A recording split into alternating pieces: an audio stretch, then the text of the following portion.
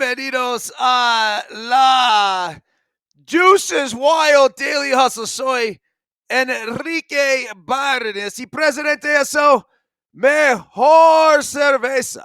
No abate por no filter network. Miguelito San Dieguito, not with us today. Will the Thrill Clark, not with us today, but he was with us on Tuesday, once again delivering gems. Regardless, we come on here each and every single morning. We come on here. And as you guys know, we like to properly salute our boys and each and every one of you. Yes, yes, yes, yes, yes, yes, yes. Woo! Remember this, folks. When we are juiceful, we are useful. And when we are juiceless, we are fucking useless. A very pleasant good morning to you on the 8th day of May 2025. The Daily Hustle. I like when I get a compliment from my wife.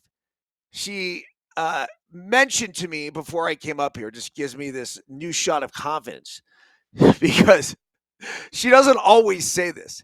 She said today's Daily Hustle was fantastic. So with that, let's get right into it. And I will say this too, because I don't want to spend much more time on it. I talked a lot about it the other day. But last night they had the big board meeting in Truckee regarding the switching of divisions from the NIAA, which is the division in Nevada that Truckee has been in for 40 plus years, and the CIF. The reasoning behind the switch was because they felt that Nevada was not complying with California state law.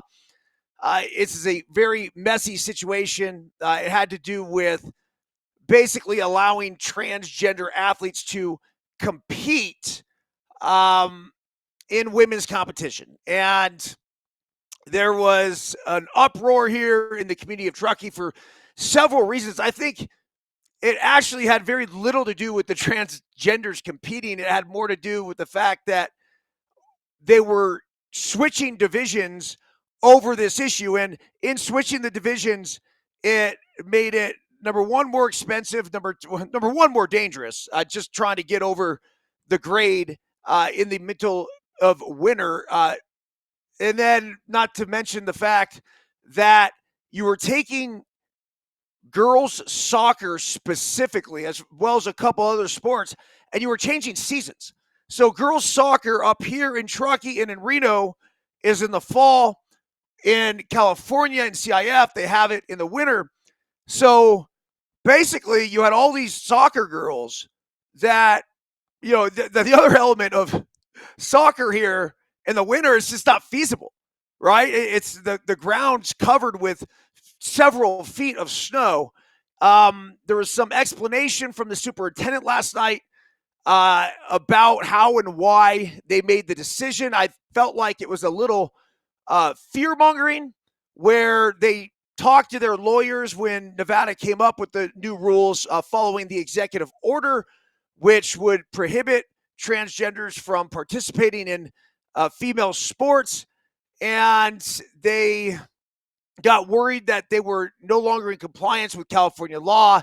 And so they made this decision rather hastily. And there was massive backlash in the community. They finally opened up a board meeting last night, and my lovely wife was the first speaker. She was fucking awesome. She absolutely slaughtered it. She made all the right points.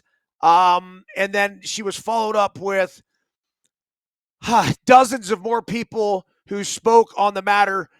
It's my understanding that they've called another meeting. They're going to put everything on hold for now. And they're going to discuss further at another meeting coming up here in the middle of the month. So it gives me faith in the process and the fact that our community, our superintendents, our board will listen to the public and understand that the most important thing we do is make a decision that is in the best interest of the kids. period. End of story.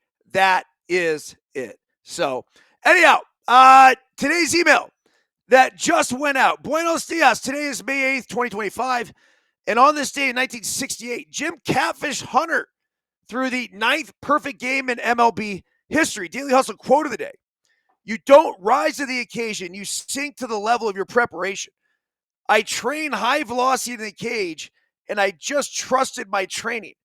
I'm playing clear right now. Kyle Stowers. Daily Hustle translation. Last week, Kyle Stowers, a good friend of the Daily Hustle, came to the plate for the Miami Marlins with his team down and the bases juiced in the bottom half of the last inning.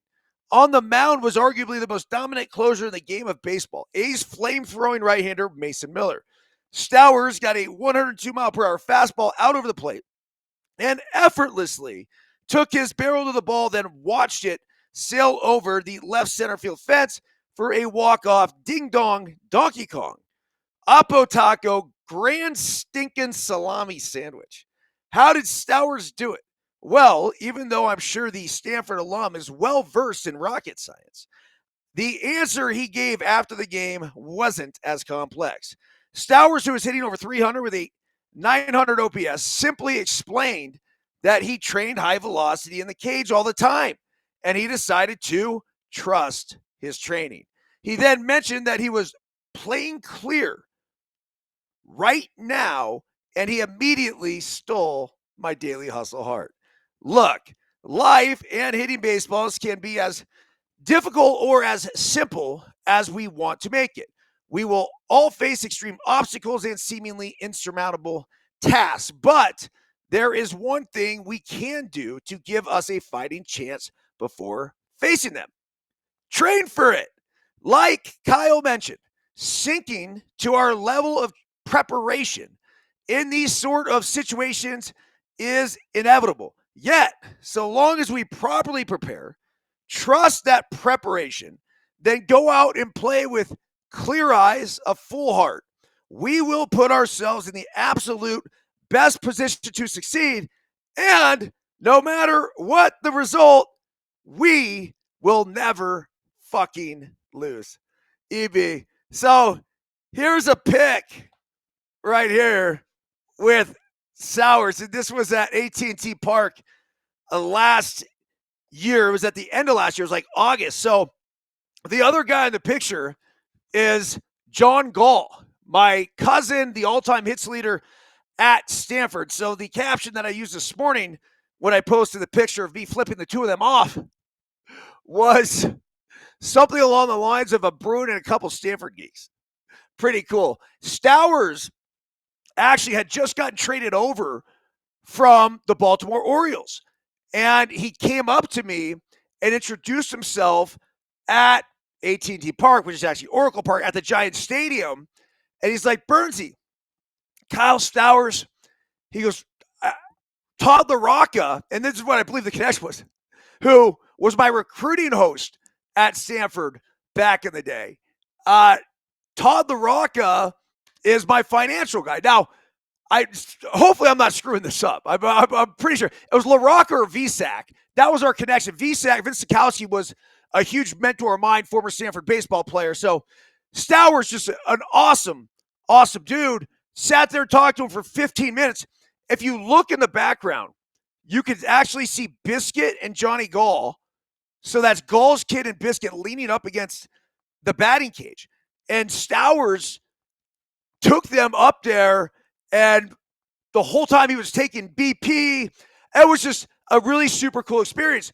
Jason Hart and John Mabry, both former teammates of mine, were the hitting coaches for the Marlins at the time. So that was also happened to be on Autism Awareness Day, where Will Clark was there. Just a great day at the ballpark. But I've followed Stowers since.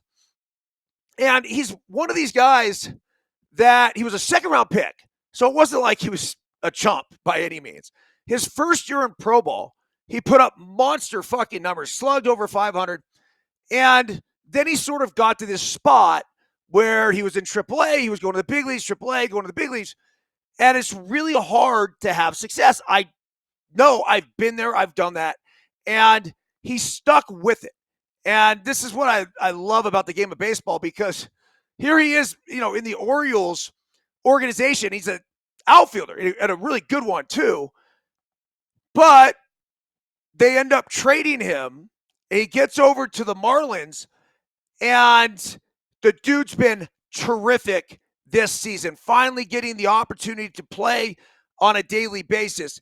And when he hit the grand slam the other night, and I knew he was doing well before this, but when he hit the grand slam the other night, and I saw the post-game interview, which is up on my Instagram account now, that I posted with the Daily Hustle and that picture of Gall and Stowers, it hit me. And it was like, whoa, man, this is a guy that gets it. And I think sometimes, and this is a knock on them, and Gall would even tell you this, the knock on the Stanford guys is that sometimes they overthink shit. And I think it's now gotten to the point where here we are, we have all this information in the world about hitting right now, right? All the exit velocities and launch angles and swing pass, everything you could possibly imagine. So we're in a day and age where I think just your average smart dude could completely mindfuck themselves. You have this Stanford guy that clearly, with an IQ off the charts, is talking about simplification, plain clear, trusting his training, falling to the level of his preparation, taking care of all the things that are within his control. I really thought that was cool to hear that out of him. I think now it's just a matter of doing the same.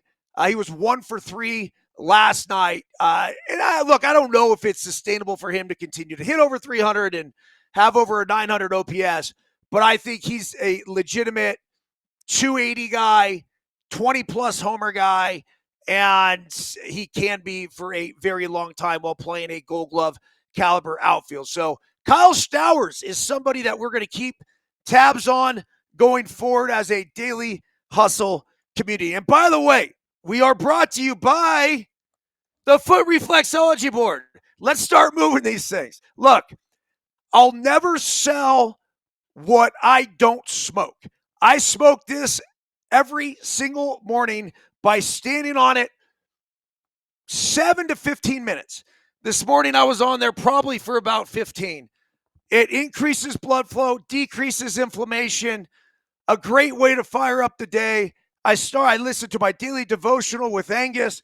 As I'm standing on the board, I do my arm swings now along the same lines. Yeah, I mean, I could take you guys through the entire routine, but it's pretty cool. So just a great way to start the morning.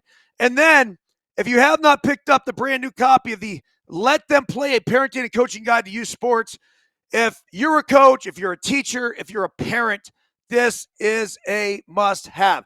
I even say, if you're a kid, have your kid read this as well. If you know somebody who's going through youth sports at the time, this certainly is something that you could get them as a gift. That is also at ericbyrnes.com. And then probably one of our most undersold yet best products we have here is a Daily Hustle 222.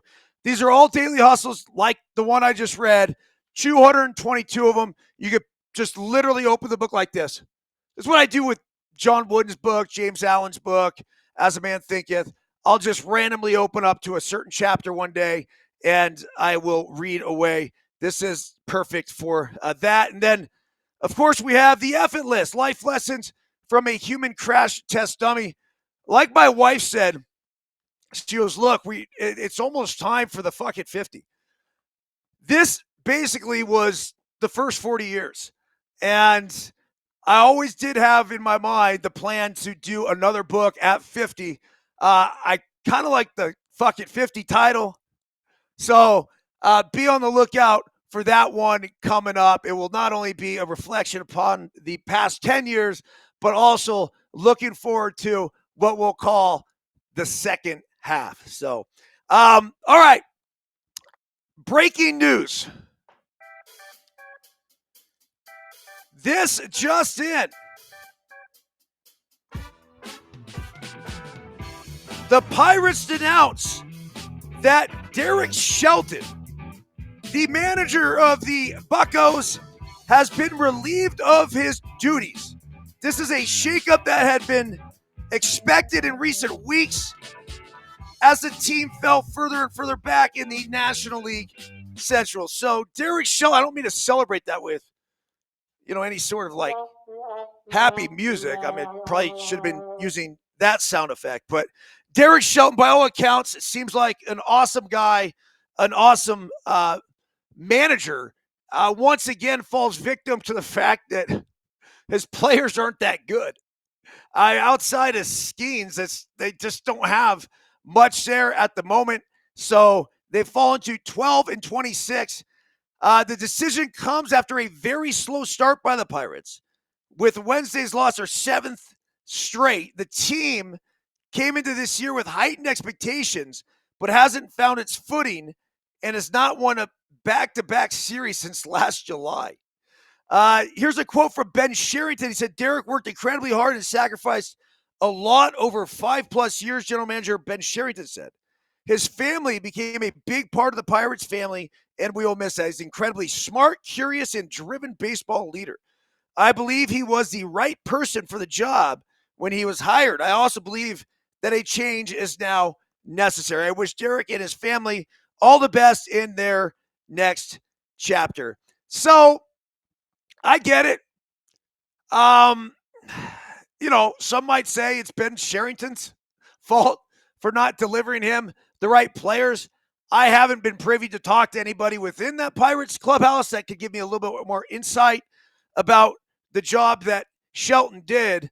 But I do know, just as a coach myself, you're only as good as your players. And when it comes down to it, if you want to judge a manager, and I even say this, you want to judge a youth baseball coach. Youth baseball coach is different. Let's just go manager. Wins and losses are fucking everything. If you want to judge a manager, look at the one-run victories and losses. All the close games, the ones within 1, 2, sometimes even 3 runs. How are they doing in those close games? Because when you're getting fucking donkey stomped, the manager can't do anything about it. And when the team's absolutely rolling, it doesn't matter. They could have gone out there without a manager, and you're not having much of an impact either. What I think is really important as a manager, and this is why I think you still see Bud Black in Colorado, is that he commands a clubhouse, that he does his best to put whoever he has in the best position to succeed. His communications with the front office, his communications with the fan base, what kind of guy he is, what he inspires. Like, there's a lot, right? And then in tight games, how does he do? And one of the things I was looking at earlier with the Colorado Rockies, this is interesting. And I'd have to go back and look at the games and the scores and everything. But I did at the time. They would either get blown out, or with the games that they actually did win, they were winning these 1 and 2 run games, which then kind of, in my mind, I'll look at it and be like, oh, damn. Like, Bud Black's probably doing a good job when he has the opportunity to actually do it. So, anyhow, that's, I'll say, sad news in Pittsburgh, but certainly there is going to be a little bit of a shakeup, and hopefully that gets the Pirates going, at least if you're a Buccos fan. I'd like to see Skeens win, right? This is the type of pitcher that I want to see come October. I'm just not sure when the next time we're going to see this team in October is. So the guy that takes over, Don Kelly, good dude. Really, really good dude. This is a guy that played a long time in the big leagues, was always sort of that fourth outfielder, been a friend of mine for a long time. So he was a bench coach, and he has been named the new manager. Other news around Major League Baseball before we get on out of here. Got about a minute to go. Yesterday's scores. Cleveland, 8-6 over Washington. Cleveland goes to 22-15. Washington falls to 17-21. I still think Washington is going to be one of those teams. I'll be like 500 at the end of the year. I mean, this is a quality squad. That's going to beat a lot of good teams along the way. Houston 9-1 winners over Milwaukee. Both of those teams at 500. Pittsburgh got shut out by St. Louis. San Francisco. Now, they made this firing, right? I'm trying to see if Pittsburgh plays today. It looks like they don't. So they probably did it when Shelton got home after the road trip. I remember when they fired Bob Melvin in Arizona. It was so fucking weird. I want to say they did it before he even got on the plane.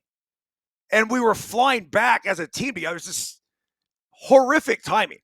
I think you got to be a little more respectful when you make that sort of decision. A.J. Hinch took over for Bob Melvin. That was 2008, I believe, maybe 2009. San Francisco 3-1 winners over the Chicago Cubs. Robbie Ray, he has been lights out, a Cy Young Award candidate this season. So he goes, let's take a look at his line score from yesterday. I think I mentioned this. When you click, let's see, 6 innings, 3 hits, 1 earned run, and 5 strikeouts for Ray, who now has a 2.84 ERA. Giants go to 24-14. Cubs 22-16. Seattle 6-5 over the Sacramento. No, never mind. Las Vegas. Nope. Can't say that either. They're just known as the Athletics right now. 6-5 over the Athletics. The A's still 2 games over 500 right now. Just a couple back in the Western Division. New York Mets 7-1 over Arizona in Arizona. Mets 24-14. Same record as the Giants. Dodgers win again. They're 25-12. They stomp Miami. Texas goes down to Boston in Boston 6-4. The Phillies 7-0 over Tampa. Phillies are 21-15.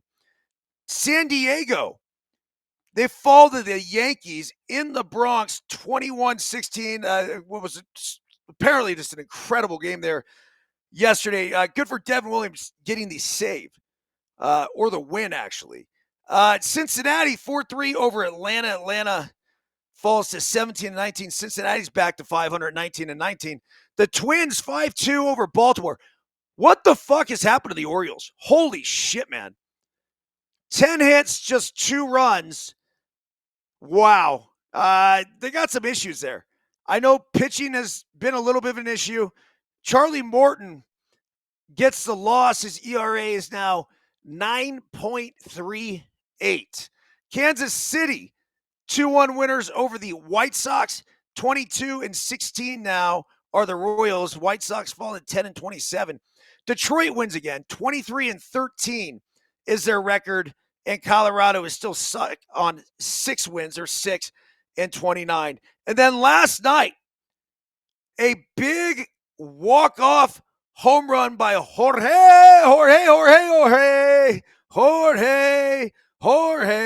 Soler. 5-4 winners at home against the Toronto Blue Jays. So good for Jorge Soler, Ron Washington, and the rest of the Halos crew. All right, today, Thursday, May 8th, Baltimore has a 2-1 lead in the top of the 4th against Minnesota. Texas and Boston are the top of the 2nd. They're knotted at zeros. You got Kansas City and Chicago about to get going. And then it's Detroit at Colorado for a doubleheader. 2 games today in Denver. And you have the Phillies traveling to Tampa, Cincinnati and Atlanta, Toronto and the Angels going at it again. And the Dodgers now end up in Arizona. So that should be a good NL West showdown. The NL West, by the way, looks like this. Dodgers in first place, 25-12. They're a game and a half up on the Padres. A game and a half up on the Giants. So Padres, Giants tied for 2nd. Diamondbacks in 3rd. They're falling back fast. They're 19-18, but they're 6 back. So a victory tonight I think every other team in the National League West would be very appreciative if the Diamondbacks could pull off that win over the Dodgers. And by the way, in case you're keeping track, the Rockies, 18 back already. Cubs on top in the Central, 22-16. You got the Reds at 500, 19-19. They're 3 games back, as well as the Brewers. The Mets on top of the East. Phillies 2 games back. Braves 6 back. Nationals 7 back. Mariners are on top of the AL West. A's are 3 back. I said a couple back. They're actually 3 back. The Astros 4 back. Rangers 4.5 back. I think that division is going to be tight all season. The Detroit Tigers on top in the Central. Get used to that. That team is legit. A game and a half up on the Guardians, 2 games up on the Royals. And then the Yankees have a 2.5 game lead in the AL East. The Rays are 4.5 back. Boston's 2.5 back. The Rays 4.5 back, as are the Blue Jays. So I expect things to be tight in the AL East as well. All right, I got to go. Pickleball awaits. Everyone have a fantastic day. Back at you tomorrow with another Daily Hustle. If you're listening on Apple or Spotify, do us a favor and leave a review if you like the show. We greatly appreciate it. And Joe, what's up, dude? They start a 4-game series, the D-backs do, against the Dodgers. So this certainly is a chance for them to go ahead and do some damage and make some waves in the NL West. That's a tough task. It really is. I believe the Dodgers are the best team in baseball, and they will be for the course of the entire season. Now, where teams can get them, the postseason. That's it. Over the course of 162, I said this from the beginning. I just don't think there's any fucking way. I think this team could win 120 games. And I don't know what they're on pace to do. But remember this. Like a week ago, people started talking about how slow of a start that the Dodgers have had, and they've done nothing but win since then. So, all right, everyone have a fantastic day. Back at you tomorrow with the DH. That's it. See ya!